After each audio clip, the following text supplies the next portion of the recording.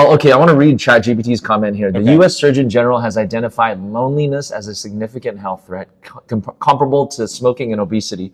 Efforts are underway to develop national strategies to combat social isolation, something that we never had to do growing up. No.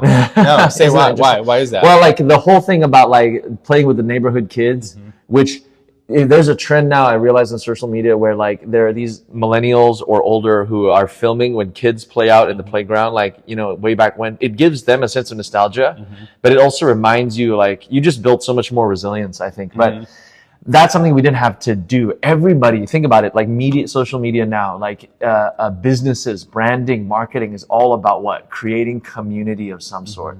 Now, yes, we have the internet. It's not going to be the same virtually, like that, you know, to come together and do all that stuff. But like, I do think loneliness, we're made for relationship. We're not made to be isolated. And yet it is easier to isolate ourselves more than ever before. I spoke to a gal who was probably in her 50s, 60s last night. She wasn't really a client, but she says, I try to avoid human interaction at all cost. Oof.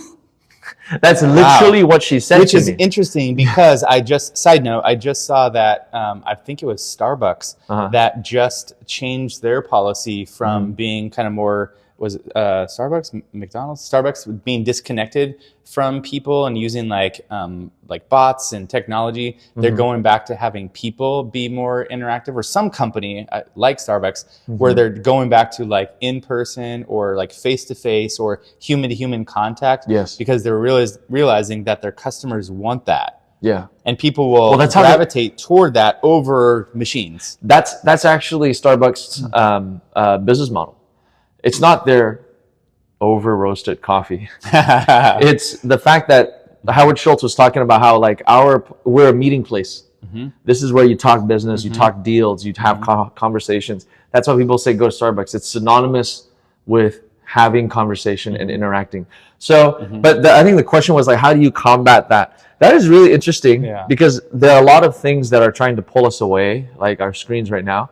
But also creating partisan, like trying to separate people. When people see one thing and they go, oh, and they assume everything about you, and then they go, label and assume. I got to distance myself from this person because they're not safe for my mental health. First of all, that's a total fallacy.